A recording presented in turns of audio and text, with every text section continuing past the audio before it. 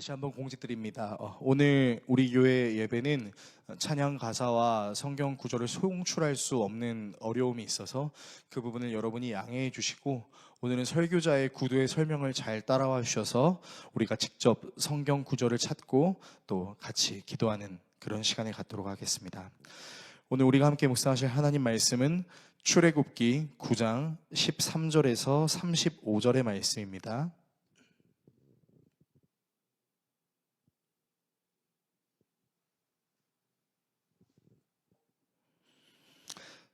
다 찾으신 줄로 알고 오늘은 여러분을 위하여 제가 대신 말씀을 봉독해 드리도록 하겠습니다. 하나님의 말씀을 읽겠습니다. 여호와께서 모세에게 이르시되 아침에 일찍이 일어나 바로 앞에 서서 그에게 이르기를 히브리 사람의 하나님 여호와의 말씀에 내 백성을 보내라. 그들이 나를 섬길 것이니라. 내가 이번에는 모든 재앙을 너와 내 신하와 내 백성에게 내려 온 천하에 나와 같은 자가 없음을 내가 알게 하리라.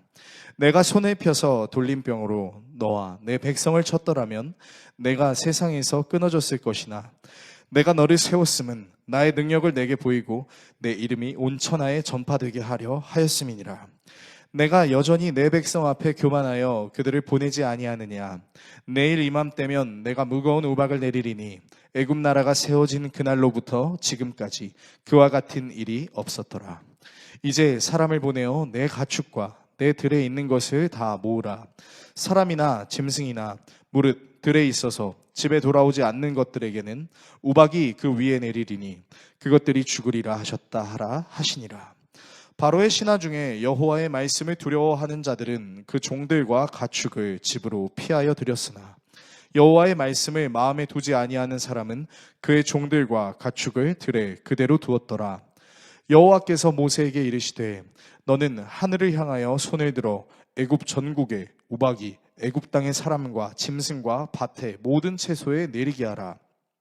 모세가 하늘을 향하여 지팡이를 들매 여호와께서 우레소리와 우박을 보내시고 불을 내려 땅에 달리게 하시니라.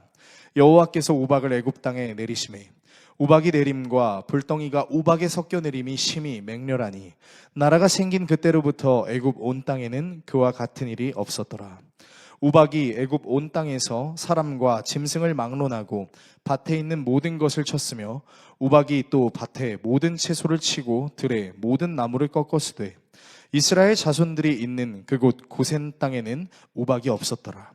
바로가 사람을 보내어 모세와 아론을 불러 그들에게 이르되 이번은 내가 범죄하였노라. 여호와는 의로우시고 나와 나의 백성은 악하도다. 여호와께 구하여 이 우레소리와 우박을 그만 그치게 하라. 내가 너희를 보내리니 너희가 다시는 머물지 아니하리라. 모세가 그에게 이르되 내가 성에서 나가서 곧 내 손을 여호와를 향하여 펴리니 그리하면 우레소리가 그치고 우박이 다시 있지 아니할지라. 세상이 여호와께 속한 줄을 왕이 알리이다. 그러나 왕과 왕의 신하들이 여호와 하나님을 아직도 두려워하지 아니할 줄을 내가 아나이다. 그때 보리는 이삭이 나왔고 삼은 꽃이 피었으므로 삼과 보리가 상하였으나 그러나 밀과 쌀보리는 자라지 아니한 고로 상하지 아니하였더라.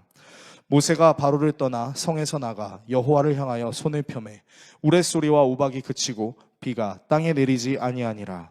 바로가 비와 우박과 우레소리가 그친 것을 보고 다시 범죄하여 마음을 완악하게 하니 그와 그의 신하가 꼭 같더라.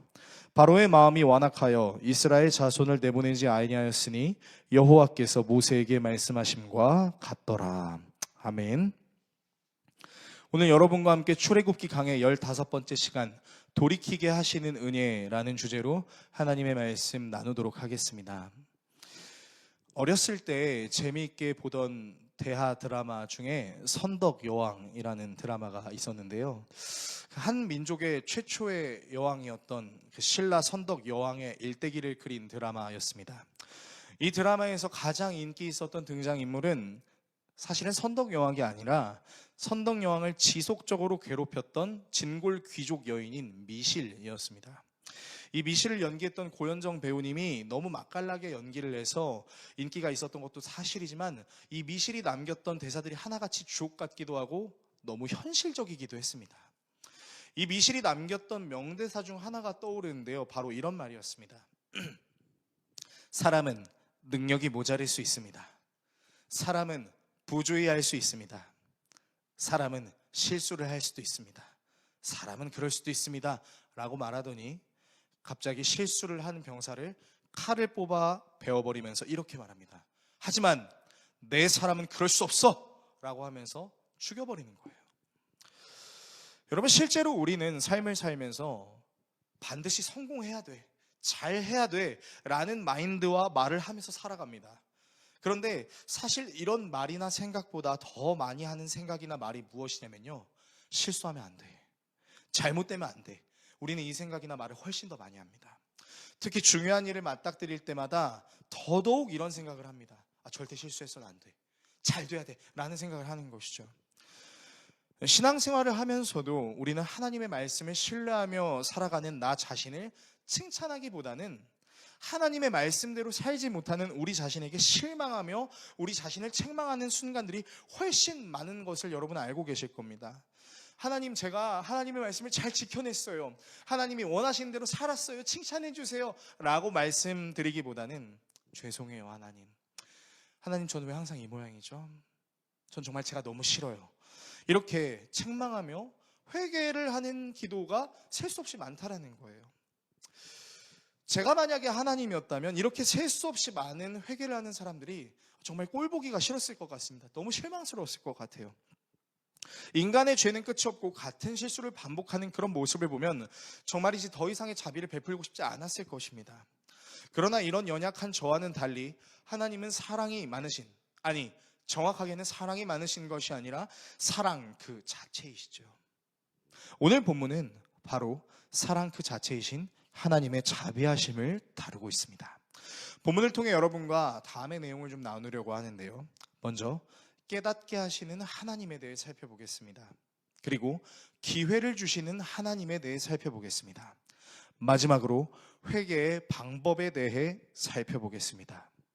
깨닫게 하시는 하나님, 기회를 주시는 하나님, 회개의 방법, 이 세 가지 내용을 나누고 기도하는 시간을 갖도록 하겠습니다. 첫 번째, 깨닫게 하시는 하나님입니다.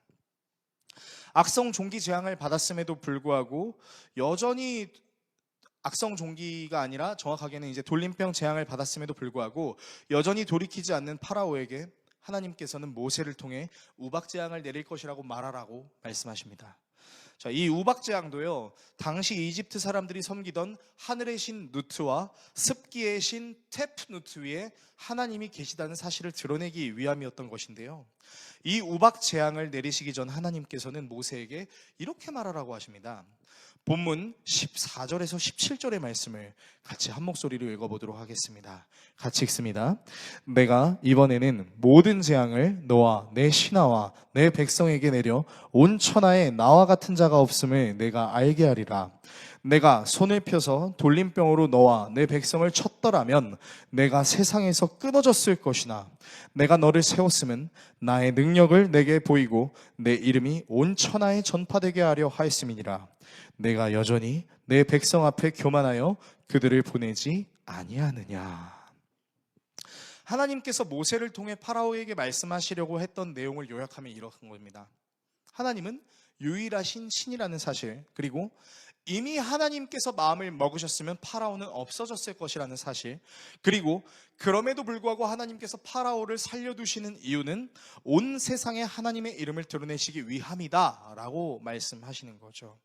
자, 이런 하나님의 말씀을 자세히 살펴보면요, 여러분, 하나님께서 지금 이집트에 재앙을 내리시는 목적이 단순히 너희들 나 믿지 않으면 다 죽여버릴 거야 라는 협박이 아니라 사실 재앙을 내리시는 하나님이 어떤 분이신지를 알게 하시려는 것이라는 것을 알 수 있습니다.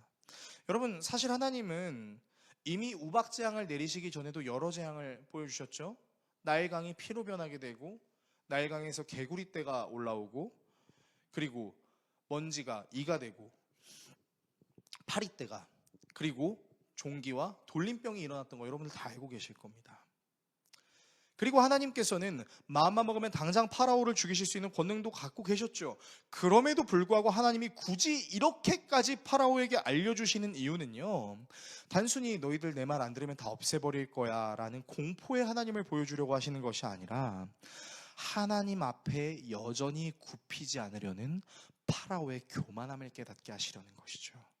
그래서 여러분, 우리가 하나님을 믿는 그 신앙에는요, 두 가지 기본적인 지식이 전제가 되어 있어야 됩니다. 무엇이냐면, 첫 번째는 하나님은 불가능이 없으신 절대자라는 존재라는 사실이고요, 두 번째는 그 절대자인 하나님 앞에서 나 자신은 절대자가 될 수 없다는 사실입니다. 하나님이 어떤 분인지, 그리고 그 하나님 앞에 내가 어떤 존재인지를 아는 기본 지식이 우리의 신앙의 전제가 되어야 된다는 것이죠. 그런데요, 흔히 사람들이 절대적인 존재를 인정하고 싶지 않은 여러 가지 이유들이 있는데, 그 여러 가지 이유들 중에 발견되는 한 가지 공통적인 요소가 있습니다. 그게 무엇이냐면요, 사람은요, 자기 자신이 연약하다라는 것을 드러내고 싶지 않은 교만함을 갖고 있다는 것입니다. 아담이 선악과를 먹었던 이유도 그가 하나님과 같이 완전한 존재가 되고 싶었다는 교만함이 있었던 거고, 아담이 자신의 나체를 드러내지 않았던 것은 무엇입니까? 부끄러웠기 때문이죠. 그래서 그 부끄러움을 드러내지 않기 위해서 어떻게 하죠? 나뭇잎을 떼서 옷으로 만들어 버렸죠. 여러분, 우리는 이 아담의 후손이라서 이 세상에 존재하는 모든 사람들은 사실 자신의 연약함을 드러내는 것을 그렇게 유쾌해하지 않습니다. 아니, 좀 더 정확하게 얘기하면 드러내려고 하지 않아요. 그런데 분명한 사실은 우리 자신의 연약함을 드러내고 절대자를 의지하려고 하는 그 순간, 놀랍게도 우리는 우리의 교만함을 드러내려고 했던 그 이전의 삶보다 오히려 우리의 연약함을 인정했을 때 하나님께서 우리를 더 위대하게 만들어 주신다는 사실을 깨닫게 된다는 것입니다.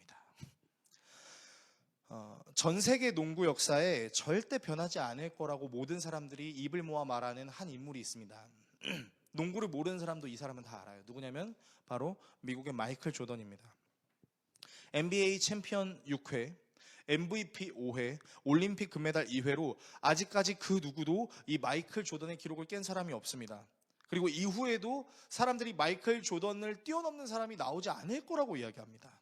그러니까 여러분, 마이클 조던은 사람들에게 농구의 신이에요.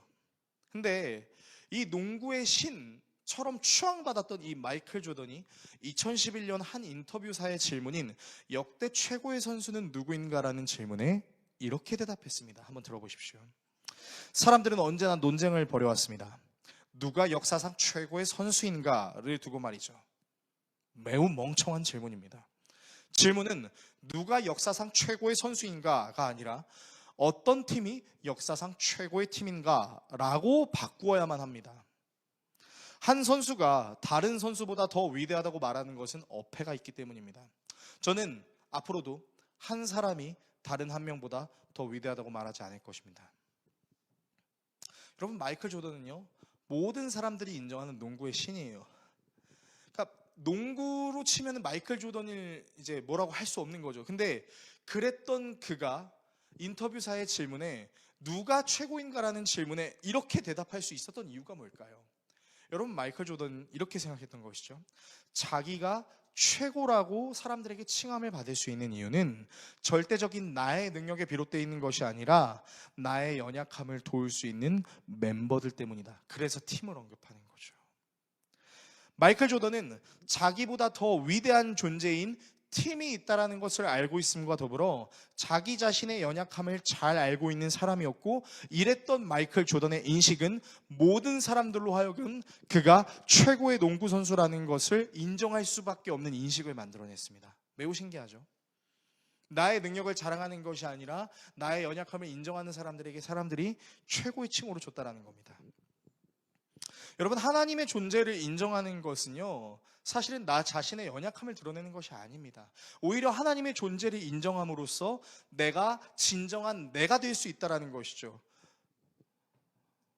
그래서 나 자신의 연약함을 인정하는 삶의 태도는요, 궁극적으로 우리의 삶을 더 나은 삶의 길로 인도하여 주십니다. 마찬가지로 우리의 신앙은 하나님은 절대적인 존재이시고 나는 그 존재 앞에 굴복해야 한다라는 존재라는 것을 알고, 그것을 아는 것에서 멈추는 것이 아니라 실천하며 나아갈 때요, 여러분, 그때 우리는 제대로 된 신앙생활을 할 수 있는 겁니다. 내가 이 교회 다녀서 이 일을 해냈어, 내가 이 교회에서 이렇게 역사하시는 하나님을 발견했어, 물론 좋은 일입니다. 물론 칭찬하다 마땅한 일입니다. 하지만 그보다 더 중요한 것은 하나님은 절대자이시고 그 하나님 앞에 내가 연약한 존재라는 사실을 인정하고 무릎을 꿇을 때 우리는 우리가 생각했던 것보다 더 우리를 선한 길로 인도하시는 하나님을 경험하게 된다는 것입니다. 이 사실을 우리가 깨달을 수 있어야 한다는 것이죠. 두 번째, 기회를 주시는 하나님입니다. 사실 하나님 입장에서는 6번이나 재앙을 내렸음에도 불구하고 돌이키지 않는 파라오가 매우 괘씸했을지도 모르겠습니다. 그래서일까요? 하나님은 모세를 통해 파라오에게 네가 지금까지 단 한 번도 보지 못했던 자연 재해를 보여주겠어 라고 말씀하십니다. 그런데 하나님은요, 심판하시겠다는 말씀만 하시지 않으십니다. 여러분, 너무 신기하게도요, 이 심판 앞에서 너희들이 어떻게 대처해야 할지에 대한 방안도 알려주십니다. 본문 18절에서 20절의 말씀 우리가 함께 찾아서 읽어보도록 하겠습니다. 18절에서 20절의 말씀을 같이 읽겠습니다. 내일 이맘때면 내가 무거운 우박을 내리리니 애굽 나라가 세워진 그날로부터 지금까지 그와 같은 일이 없었더라. 이제 사람을 보내어 내 가축과 내 들에 있는 것을 다 모으라. 사람이나 짐승이나 무릇 들에 있어서 집에 돌아오지 않는 것들에게는 우박이 그 위에 내리리니 그것들이 죽으리라 하셨다 하라 하시니라. 바로의 신하 중에 여호와의 말씀을 두려워하는 자들은 그 종들과 가축을 집으로 피하여 들였으나. 여러분, 하나님은요, 너희들에게 우박을 내릴 거야 라는 심판의 메시지만 말씀하신 것이 아니라 그 우박으로부터 해를 입지 않으려면 집짐승과 들에 있는 모든 것을 안전한 곳으로 대피시켜야 되라는 방안도 말씀해 주십니다. 여러분, 너무 신기하지 않나요? 사실 하나님의 말씀을 듣지 않는 사람들을 심판하시는 게 하나님의 일이신데, 심판을 하시면서 동시에 그 심판을 피할 수 있는 방법을 알려주시는 거예요. 여러분, 우리가 이 내용을 통해서 무엇을 알 수 있는지 아십니까? 하나님은요, 죽이고 망가뜨리는 데 포커스를 두고 계신 게 아니라는 거예요. 단순히 심판에 포커스를 두고 계신 것이 아니라 그들이 하나님을 경외해야 하는 것에 초점을 두고 계신 것이죠. 단순히 벌을 피하기 위한 수단을 알려주시는 것이 아니라 그들이 진짜로 경외해야 될 유일한 신이 누구인지를 알려주고 계신 것입니다. 여러분, 잘못에는 그에 대한 대가가 따르기 마련이죠. 인간 사회에도 법이 만들어진 이유는 잘못에 대한 대가를 치르게 하기 위함인 것처럼, 여러분, 우리는 잘못하면 벌 받아야 됩니다. 그러나 하나님께서는 벌을 내리시는 절대자이심에도 불구하고 그 벌을 받아야 되는 사람을 보호해 주시는 은혜로도 함께한다는 것이죠. 그래서 이집트 사람 중에 하나님을 경외했던 사람들은 정말로 모세의 그 말을 따라서 재산의 피해를 입지 않았던 것처럼 말입니다. 하나님은 단순히 공포를 조성하여 사람들에게 자신을 섬기게 만드시는 위압감을 조성하시는 분이 아니라 사랑을 베풀어 주시는 존재라는 사실이죠. 성경에 나타나는 수많은 인물들이 있습니다. 그래서 우리는 때로는 그렇게 기도하기도 합니다. 하나님, 성경에 나타나는 훌륭한 인물처럼 되게 해주세요. 그 인물처럼 우리의 삶이 멋지게 잘 되게 해주세요 라고 기도하기도 합니다. 여러분, 그런데요, 성경에 나타나는 수많은 위대한 인물들이 갖고 있는 공통적인 특징이 뭔지 아시나요? 그들은 모두 회개했다는 겁니다. 그리고 그들은 회개해야 되는 타이밍에 즉각적으로 회개했다는 겁니다. 수많은 약점을 가지고 있는 야곱을 여러분 아실 거예요. 여러분, 야곱 스토리를 읽어보면요, 야곱처럼 되게 해주세요라는 기도 못할 겁니다. 자기 자식들을 버러지 취급하고 심지어는 자기의 딸 디나가 강간을 당했을 때도 방관했던 양반입니다. 자기의 이익을 위해서라면 가족 간의 정도 끊어버리는 인간이에요. 여러분, 야곱은 그렇게 좋은 사람이 아니었어요. 그런데 그 좋지 않은 사람이 이스라엘의 조상이 될 수 있었던 이유가 뭔지 아십니까? 이스라엘이 될 수 있었던 이유가 무엇이냐면, 여러분, 그가 하나님 앞에 무릎을 꿇었기 때문입니다. 다윗이요, 다윗을 통해서 다윗 왕조, 이스라엘 왕조가 부강해지긴 했죠. 여러분, 근데 다윗이 저질렀던 처참한 죄들 중에 하나가 뭔지 아십니까? 여러분, 간음했어요. 목욕하고 있는 여인 보고 뿅 가가지고 그 여인의 남편을 전쟁의 최전방으로 보내서 죽여버리고 그 아내를 취합니다. 그런데요, 그런 다윗을 향해서 선지자 나단이 질책하죠. 당신이 지금 얼마나 큰 죄를 저질렀는지 아십니까? 라고 했을 때 다윗이 체면을 세우지 않았습니다. 어디 감히 나한테 그딴 소리를 해! 라고 하지 않고 바로 그 자리에서 무릎 꿇고 회개합니다. 그리고 하나님께서 주시는 죄의 값도 달게 받습니다. 다윗은요, 하나님께서 회개를 요청하는 타이밍에 즉각적으로 회개했습니다. 여러분, 성경에 나타나는 모든 인물들은요, 그들이 대단해서 위대해진 게 아니라 그들이 하나님 앞에 무릎을 꿇고 하나님께 마음을 즉각적으로 돌이켰기 때문입니다. 성경은 그런 사람들을 가리켜 하나님의 마음에 합한 자라고 이야기했습니다. 세례 요한이 복음을 전파할 때도, 예수님이 복음을 전파하실 때도, 예수님의 제자들이 복음을 전파할 때도 모두 공통적인 첫 메시지가 있었어요. 그게 뭔지 아십니까? 회개하라였어요. 회개하라. 천국이 가까이 왔다. 회개하고 주 예수 그리스도를 믿으라. 여러분, 모든 그 믿음에는요, 회개가 있었다고요. 신앙생활을 한다라는 것은요, 내가 하나님을 믿습니다 라는 것에서 출발하는 것이 아니라 하나님 앞에서 제가 회개합니다. 여러분, 여기서 출발합니다. 이 회개의 시작을 통해 여러분, 우리의 믿음이 성장하는 것입니다. 여러분, 그래서 많은 믿음의 선배들이 신앙인들에게 주구장창 요청했던 것이 뭔지 아세요? 여러분, 회개하고 믿는 것입니다. 그래서 회개하고 믿는 것을 합쳐서 뭐라고 얘기하냐면 회심이라고 얘기해요. 여러분, 우리나라에서 복음이 가장 크게 부흥했던 시절이 원산 대부흥 운동, 평양 대부흥 운동인 거 여러분들 다 알고 계실 겁니다. 여러분, 그 집회에서 사람들이 눈물을 흘리면서 외쳤던 가장 큰 메시지가 뭔지 아세요? 회개였어요. 미국의 복음주의가 횡행하고 많은 사람들이 예수 그리스도를 믿었을 때 그 사람들이 공통적으로 했던 고백이 뭔지 아십니까? 회개였습니다. 여러분, 신앙은요, 회개에서 출발합니다. 하나님께서 깨닫게 하시는 그곳에 내가 이를 갈며 하나님께 돌을 던지는 것이 아니라 그 하나님께 무릎을 꿇고 내가 죄인이라는 사실을 인정하는 그 순간이에요. 그리고 하나님께서는 우리에게 그 회개할 수 있는 기회를 주신다는 거예요. 하나님이 우리를 심판하시지 않고 기다려주시는 이유, 하나님이 심심해서가 아니라 우리의 잘못을 그냥 다 덮어주시는 그런 게 아니라 우리가 회개할 수 있는 기회를 주시고 계신다라는 것을 우리는 잊지 말아야 한다는 겁니다. 기억하십시오. 우리의 신앙의 가장 중요한 출발점은요, 회개입니다. 세 번째, 회개의 방법입니다. 그렇다면 우리는 어떻게 회개해야 될까요? 목사님 알아요. 회개 중요하다는 거. 회개 많이 해봤어요. 그리고 사실 지금도요, 많은 성도들이 그렇게 얘기하실 겁니다. 그런데 어떤 회개가 하나님께서 받으시는 회개가 될 수 있고 어떤 회개가 효과적인 회개라고 할 수 있을까요? 사실 이 회개의 부분에서요, 우리는 정말 많이 넘어집니다. 그렇지 않습니까? 우리는 하나님을 예배하는 자리, 하나님께 기도하는 자리에 가서 우리의 죄를 시인합니다. 그리고 하나님께로 돌이키게 해달라고 기도해요. 그리고 다시는 똑같은 죄를 저지르지 않겠다는 다짐으로 눈물을 흘리며 기도하지 않습니까? 그런데 너무 웃긴 건요, 그렇게 눈물을 흘리고 기도하고 그렇게 애쓰면서 기도했는데 여전히 똑같은 잘못을 저지르고 있는 우리를 발견할 때가 있다는 거예요. 단순히 어떤 우리의 행위를 안 하는 문제를 넘어서서 마음으로 생각하고 품는 것에서부터 난 또 이 생각을 하네, 난 또 이렇게 마음을 품고 있네, 이런 감정을 느끼고 있네, 이렇게 생각한다는 말이죠. 그리고 회개를 많이 하시면 아마 여러분들 이런 생각도 해보신 적이 있을 겁니다. 또 똑같은 회개를 하나님께 하네. 진짜 나 자신이 너무 혐오스럽다. 이렇게 신앙생활하는 거 맞나? 그리고 여러분, 이런 죄책감이 강해지게 되면 어떻게 되는지 아십니까? 타협합니다. 못하겠다. 하나님, 못하겠어요. 그냥 세상에도 발 담그고 하나님께도 발 담글게요. 죄의식이 점점 흐려집니다. 그래서 우리의 신앙생활이 뭘로 변질되기 시작하냐면 종교생활로 변질됩니다.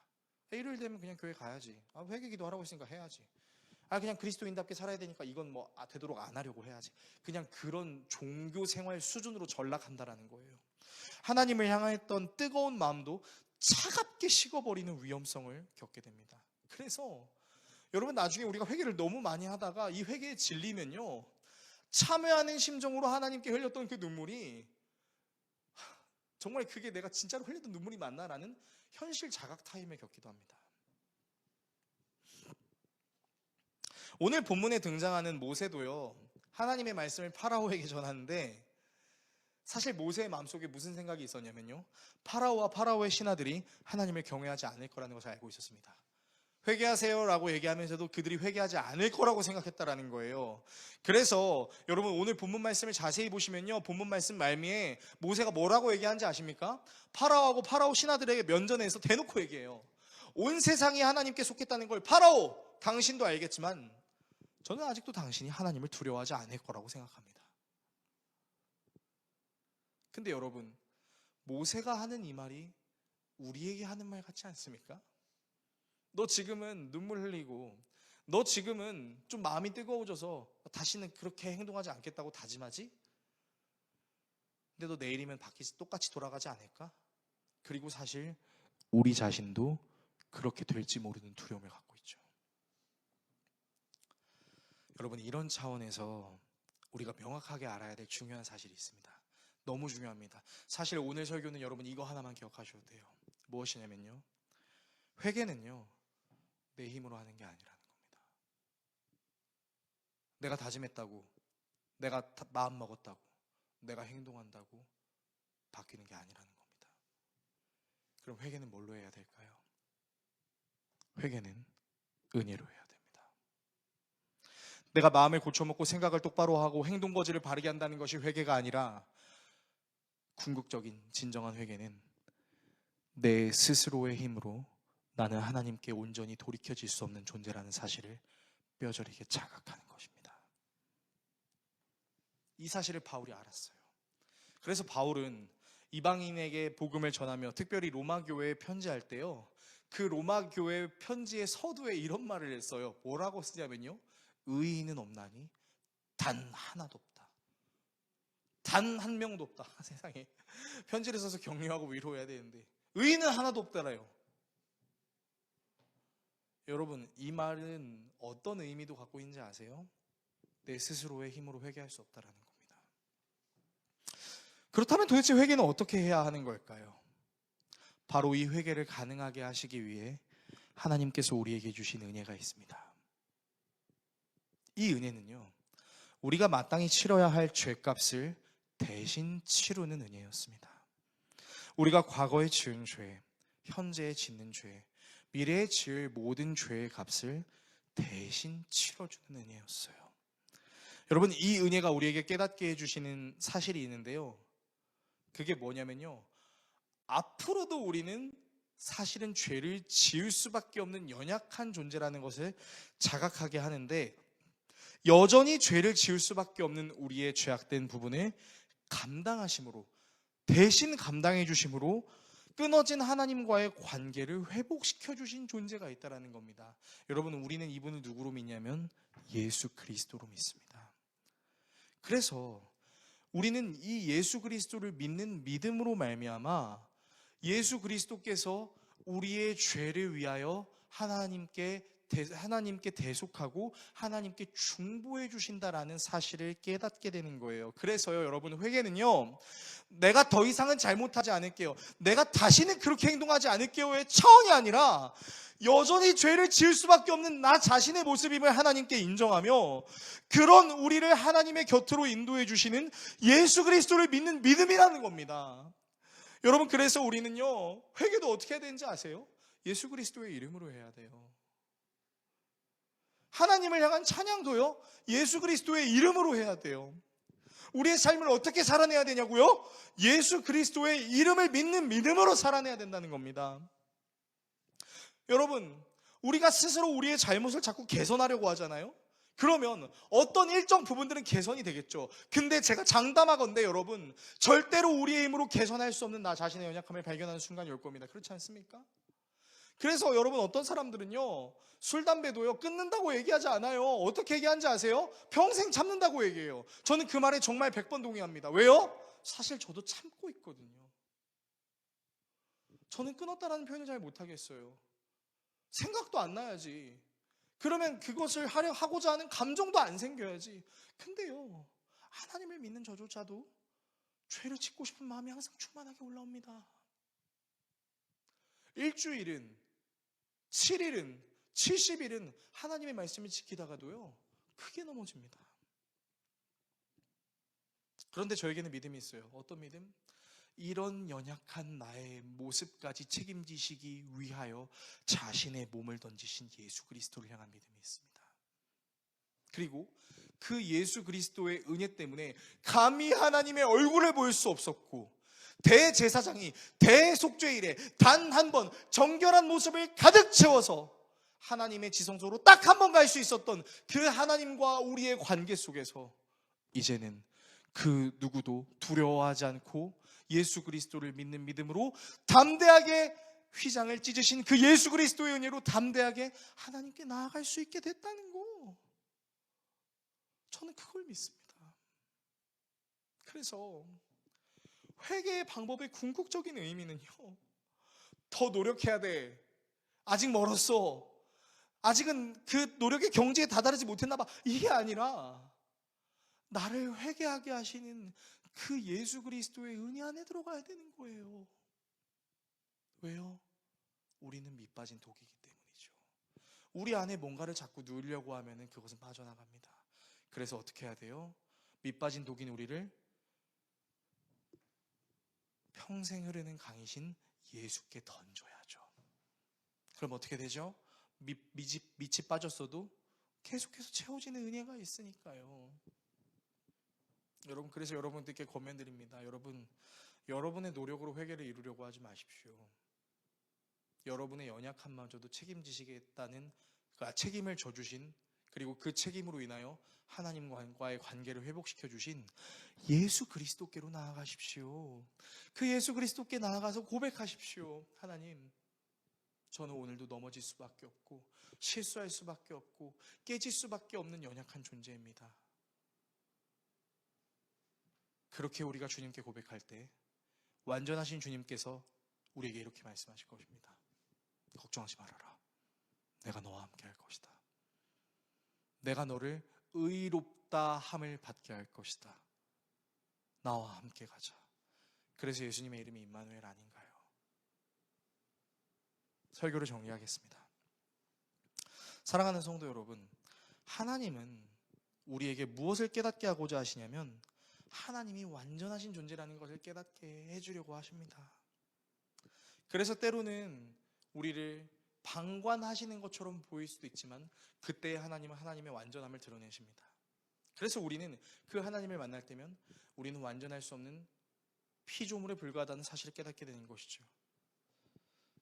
그리고 여전히 하나님의 자리에 앉고 싶어하는 우리의 연약함을 씻어주시기 위해, 우리를 정말로 사랑하신다는 사실을 증명하시기 위해 하나님께서는 우리에게 예수 그리스도를 보내주셨어요.